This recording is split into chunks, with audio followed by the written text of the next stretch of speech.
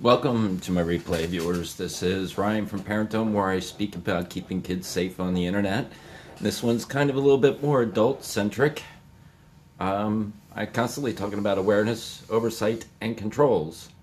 And this may be not new news, but it is news nonetheless that people should be made aware of regarding how the internet keeps track of you. In the past, I've talked about how our use of, hey Fran, how you doing? Use of search engines such as Google and Bing and others, that they have an algorithm that keeps track of how we search. So as an example test for people, if you were to type 3 words into the Google search string, you would get your results. Well, I'm telling you that those results are directed towards your particular search history. That if you took those same 3 words and went into a friend's computer and typed them into Google, you would get different results. Engines have crafted based upon your search history. Well, this is about the location services. I've talked about how we need to turn off the phone devices location services. Well, there are other additional location services which are specific to different devices that are a layer deeper than just the phone's location services, and I'm speaking specifically about Google. If you have a Google Gmail address and you use Gmail through your phone and you had the Google location settings turned on, you have created a map, a visible map of your history of travel. Now this is not related to you checking in. This is not related to anything that you're involved with the phone other than having had that settings in the default section already on.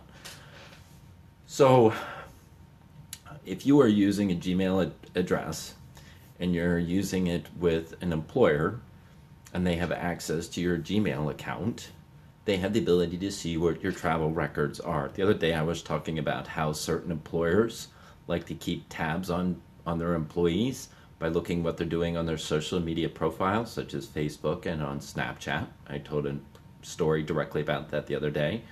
I'm not suggesting that people have their Gmail account open to employers, but if an employer does have that Gmail address, they can obtain your travel map based upon your location settings being enabled within the Google settings, not within the phone device settings itself.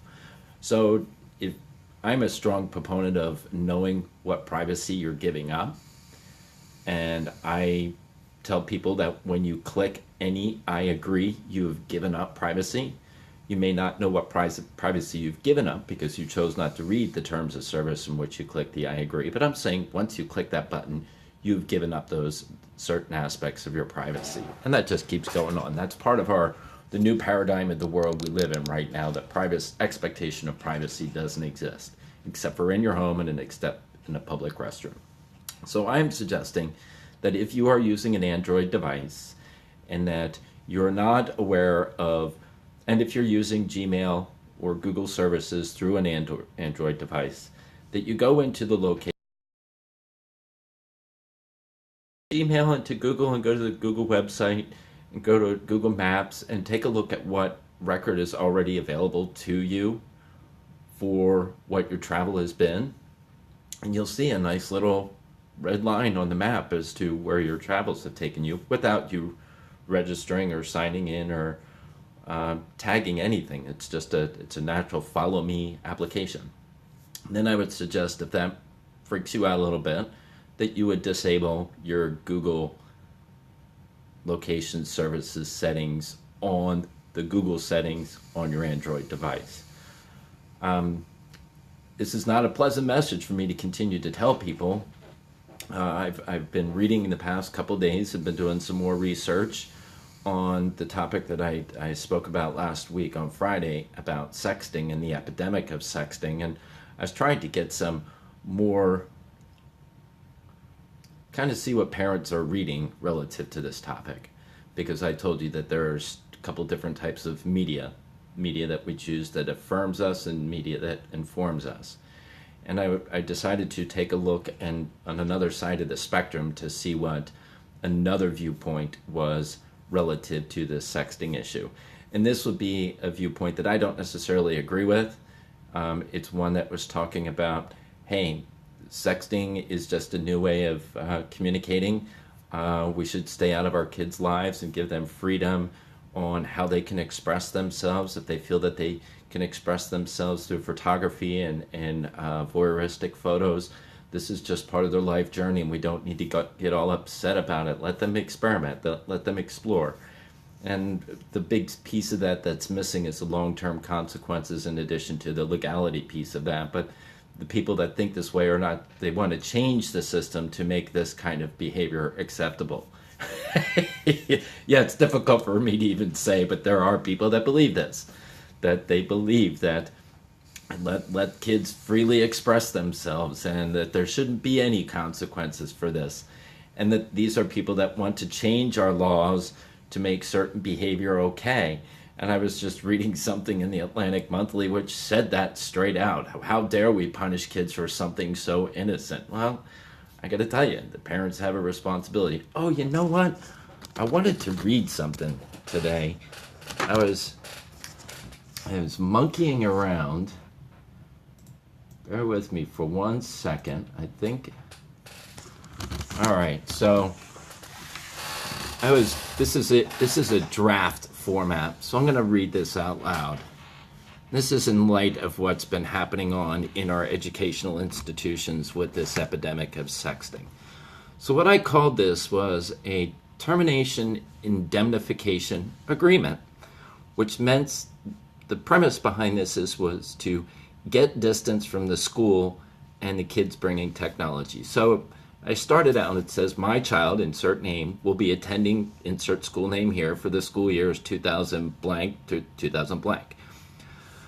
We have reviewed the school's document on appropriate use of technology assets and have signed that agreement. So this is the school telling the parents their agreement on how they secure all of their digital assets. Every school already has this document.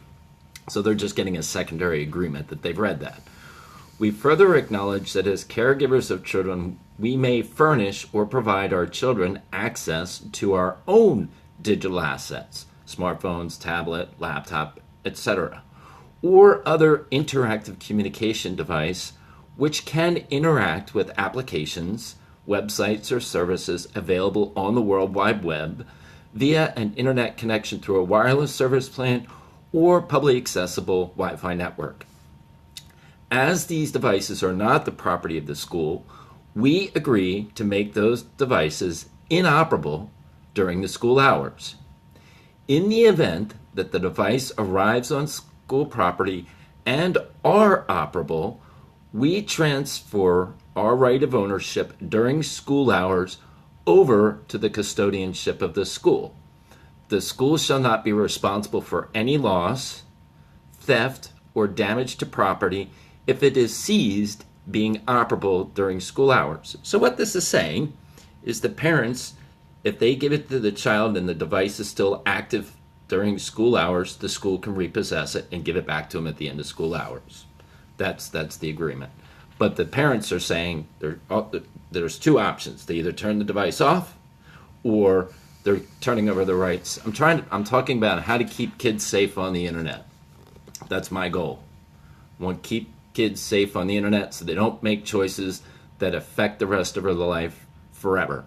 Sexting can affect their life forever. Trolling can affect their life forever.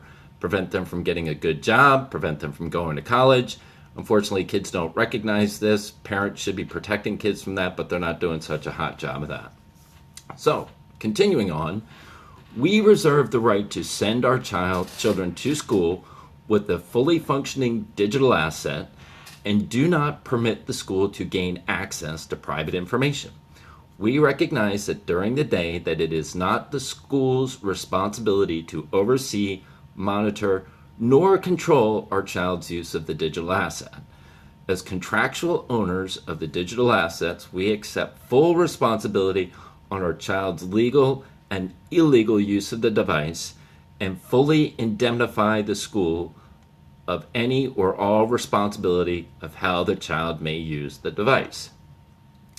Any illegal communication, transferring of images, documents that are hostile, threatening, or meet the state requirements of illegal content or terroristic threats will be prosecuted to the full extent of the law. So this was a draft document that I was drafting to help. I'm going to have it, I'll send it to an attorney and get his thoughts on it, to get distance from the school, from the parents, because the schools have no authority to do anything on those phones.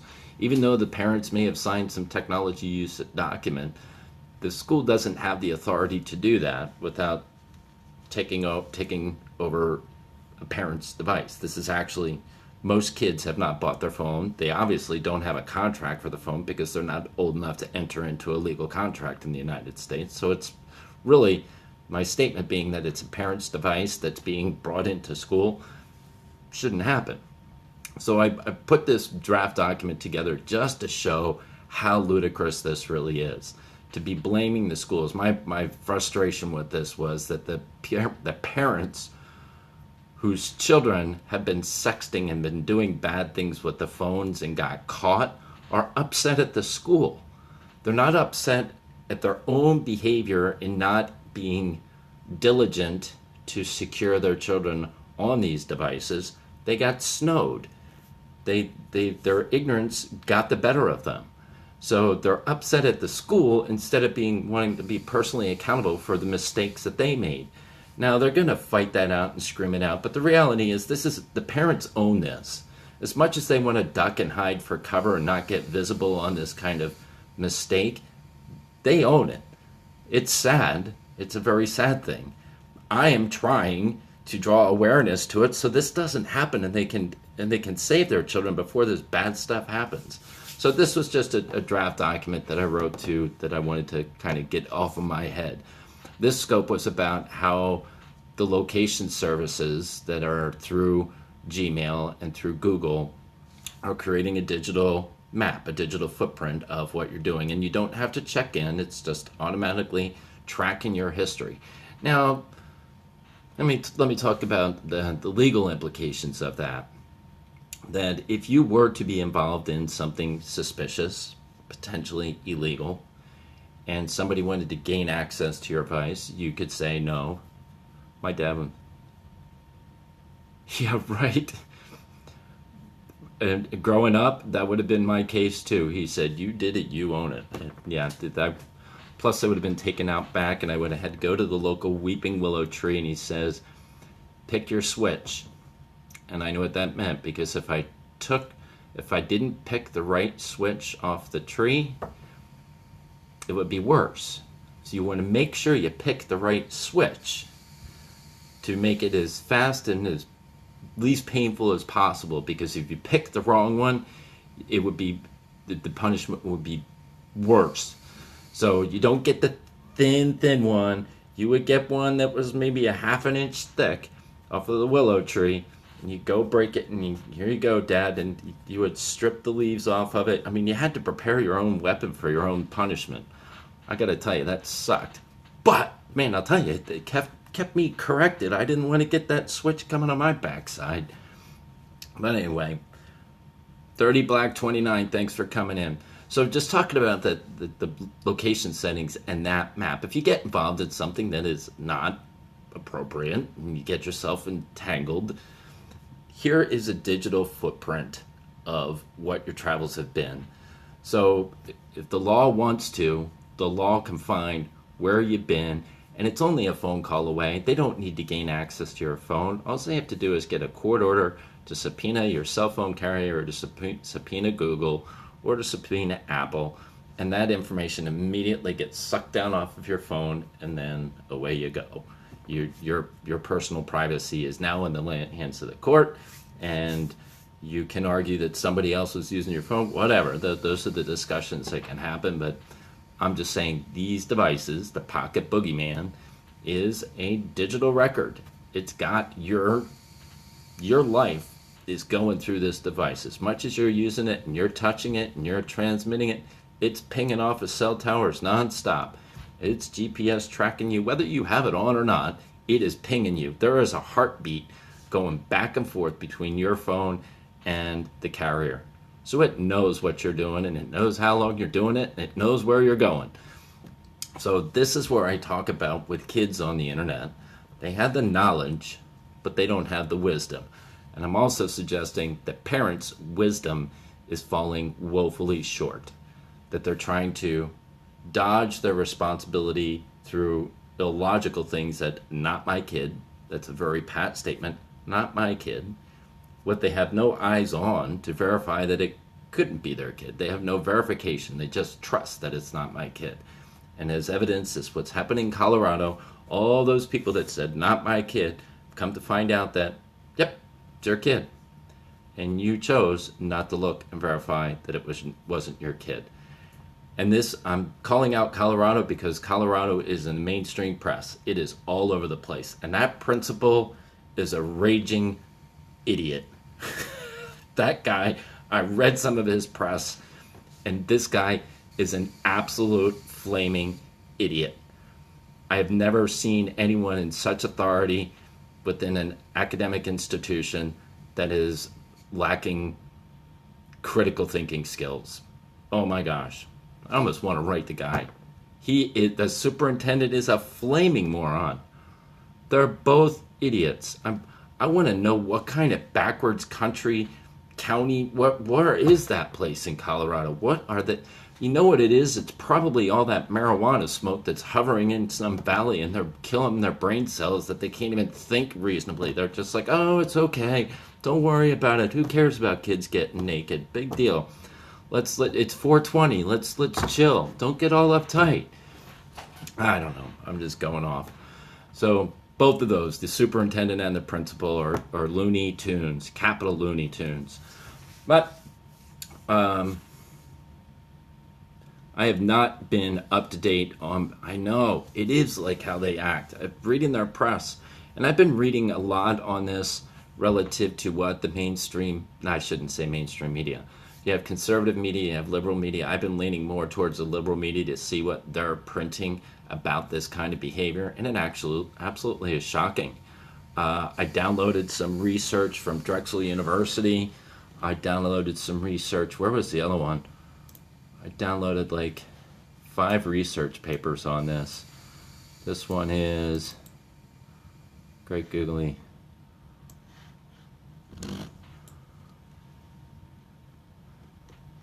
Why sexting is increasing among youngest people. Yeah, unfortunately you can't regulate, you can't legislate some of this stuff. Parents should not give up trying to police kids sexting. That was another one. Got a whole bunch of these. Parents phone home. This was from Drexel.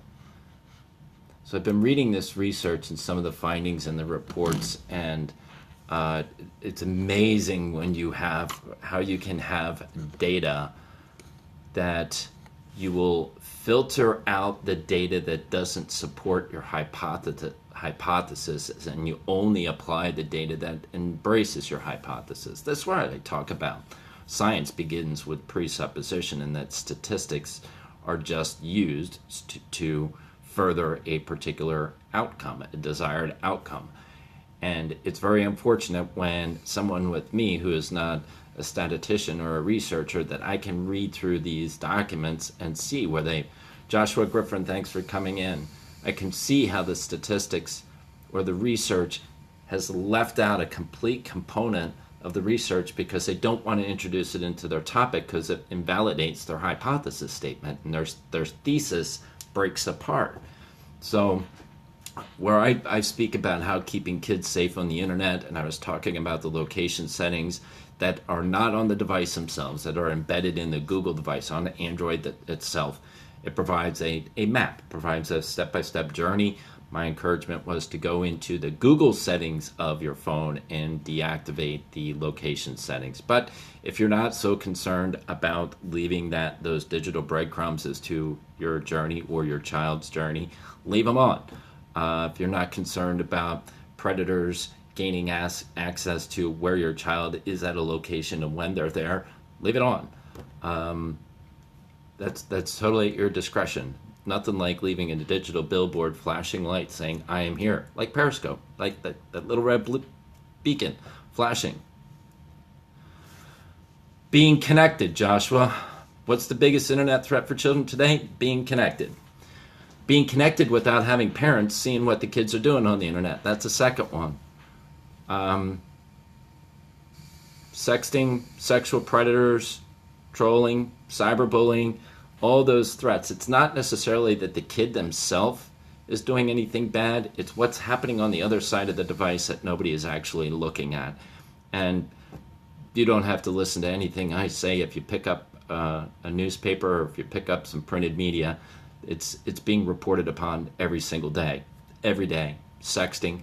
And unfortunately, these decisions that children are making relative to using and participating on the internet, it's not a temporary thing. The delete key doesn't work. The internet is permanent. So the biggest risk for a child on the internet is being connected with having no adult seeing what they're doing. So that's not a kid's problem, that's an adult problem. The adult issue is they have taken a device that is powerful, that gives them instant access to anything, anytime they want without supervision. So you can't call foul on the kid when he stumbles across and starts watching porn 6 hours a day. You can't be upset at that because you didn't put any measurements in place to stop a kid from watching porn. Or your kid may be a cyberbully or a victimizer on the internet. You can't call foul at that either because you're not seeing what your kid is communicating out on the internet. Or conversely, he could be cyberbullied and victim himself. You can't call foul on that either because you're not looking at what's coming into him. So my point is, the biggest danger to the kid is being connected to the internet with no parental oversight. And the parents are pretty much saying, not my kid. My kid knows how to use the internet. Well, I would say if your child's safety is your number one priority, it might not be your number one priority. Maybe your number one priority is just to keep them food and keep them warm. Maybe those are your number one priorities. And they are important. But if I say safety is a priority, and if you say your child's safety is your number one priority, but your kid knows more about technology than you do, then tell me again how your child's safety is your number one priority. Because that's not real. That's a conflict. If your child's safety is your number one priority, but you're ignore the biggest threat to your child's safety, then your safety is not your number one priority. So being connected to the internet is the biggest risk without oversight. It's a good question, because what in the world, why would a browser want to... First, we need to understand that human beings are digital assets of information to cellular companies, to browsers, to advertisers, to app developers.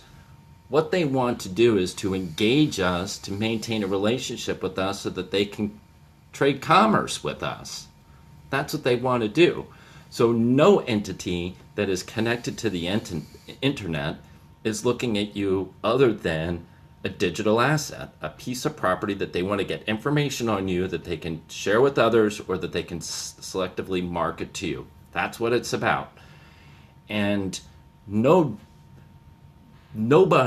wants to gate it off so much that restricts their ability to do commerce with you. So it's a nice thought that there would be a child-proof browser. But the child security is a lot more than just a browser. It's shutting off the router, because the browser alone is not secure enough. And I'm talking about digital safety. It's not just going on the web. It's video games. Boys have got these headphones on their heads, staring at a screen, doing first-person shooters with these words flying into their head with images of body parts and bodies flying apart. This is the image that's where we're sitting tolerating our kids without even hearing what's going into their head. So it's not just a one issue, it's a multi-pronged issue. So there isn't a quick fix. There's a quick solution, and that is rein back kids' access to the internet and give them access to things that are age appropriate, that are emotionally appropriate based upon your kid's development, age, their psychology, where they are emotionally. Family dynamics are different and children are different. The state decides to move them along in blocks per age groups. They just chunk them through. But we all know that all children develop at a different age. The state wants to make it easy to just cycle them through.